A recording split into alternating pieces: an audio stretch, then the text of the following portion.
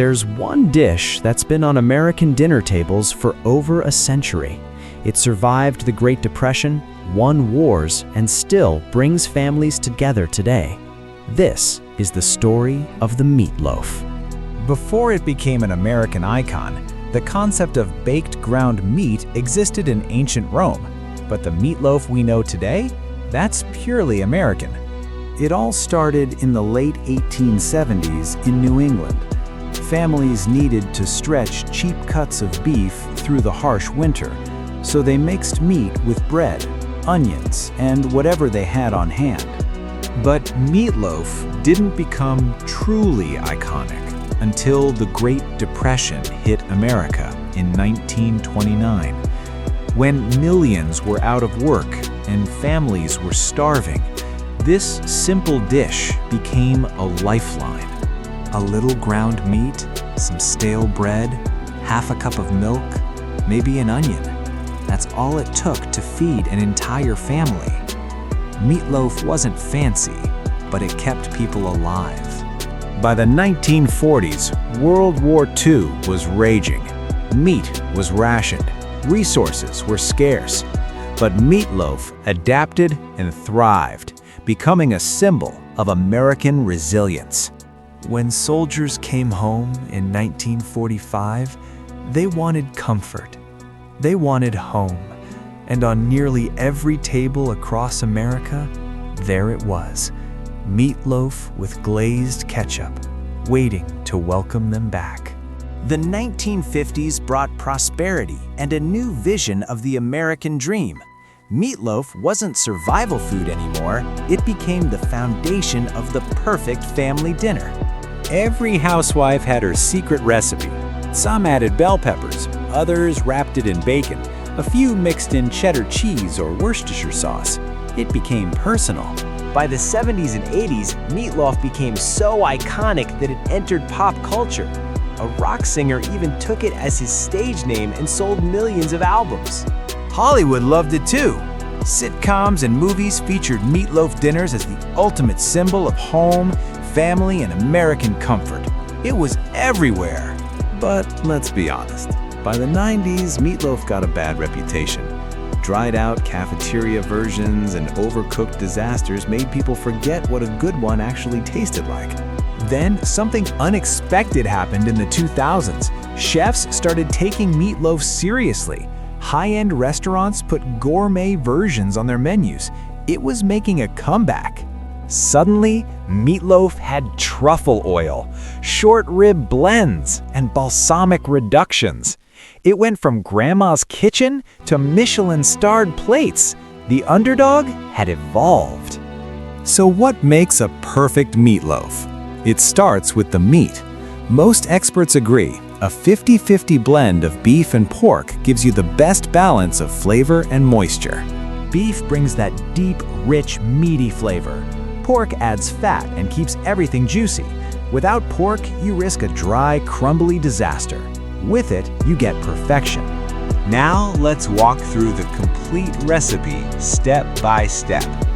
You'll need 1 kilogram of mixed ground beef and pork, 2 eggs, 1 cup of breadcrumbs, and half a cup of milk. You'll also need 1 finely diced onion, 3 cloves of minced garlic, salt, black pepper, and dried thyme. For the glaze, half a cup of ketchup, 2 tablespoons of brown sugar, and 1 teaspoon of mustard. Step 1. Soak your breadcrumbs in the milk for 5 minutes. This is crucial. The breadcrumbs will absorb the liquid and create pockets of moisture throughout your meatloaf. Step 2. In a large mixing bowl, combine your ground meat, the soaked breadcrumbs with all the milk, your diced onion, minced garlic, and the 2 eggs. Add your seasonings, 1 teaspoon of salt, half a teaspoon of black pepper, and 1 teaspoon of dried thyme. Now here's the important part. Mix gently with your hands, but don't overwork it. Overmixing will make your meatloaf tough and dense. You want everything just combined. Think of it like you're folding, not kneading. Gentle is the key word here. Step 3. Line a baking sheet with parchment paper. Transfer your meat mixture onto it and shape it into a loaf. You want it about 9 inches long, 4 inches wide, and 3 inches tall. Make sure your loaf has smooth sides and a rounded top. Pat it gently to get rid of any air pockets, but again, don't compress it too much. This shape will cook evenly and look beautiful when sliced. Step 4. Make your glaze. In a small bowl, mix the ketchup, brown sugar, and mustard until smooth. This sweet and tangy mixture is what gives meatloaf its iconic flavor. Brush half of your glaze over the top and sides of the raw meatloaf.